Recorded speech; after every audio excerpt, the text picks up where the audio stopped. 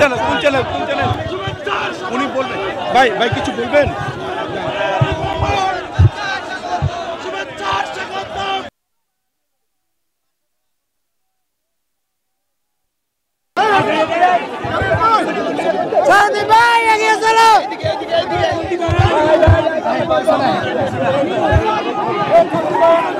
একটু আগে তিনি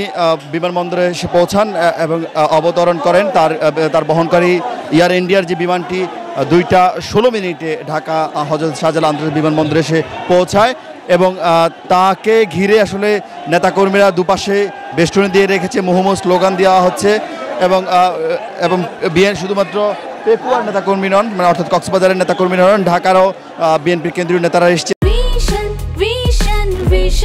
100% কপার কন্ডেন্সারে তৈরি ভিশন ফ্রিজ, তাই গুণে মানে অটুট থাকে বছরের পর বছর। বিএনপি যুবদল ছাত্রদলের নেতারাদেরকে আমরা দেখতে পাচ্ছি, তারা এসছেন এবং তিনি 2015 সালের 11 মে নিজেকে শিলং তিনি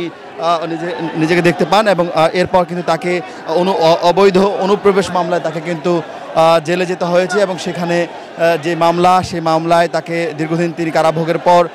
চিকিৎসা শেষে তিনি দিল্লি থেকে আজকে ঢাকা এসছেন এবং বলা হচ্ছে 2015 সালের মার্চ মাসে, মূলত 10 মার্চ তাকে উত্তরার বাসা থেকে গোয়েন্দা পুলিশ সদস্য পরিচয়ে তাকে তুলে নেওয়া হয় এবং এরপর থেকে কিন্তু তিনি প্রায় 20 দিন নিখোঁজ ছিলেন এবং সেই নিখোঁজ হওয়ার পর তাকে পুলিশ তাকে শিলং থেকে তাকে আটক করে এবং সেখানে তিনি দীর্ঘদিন ছিলেন। বিএনপির পক্ষ থেকে তার এই গুম হওয়া নিয়ে বরাবরই দফায় দফায় বিএনপির পক্ষ থেকে মিছিল, মিটিং থেকে শুরু করে নানা কর্মসূচি পালন করা হয়েছিল।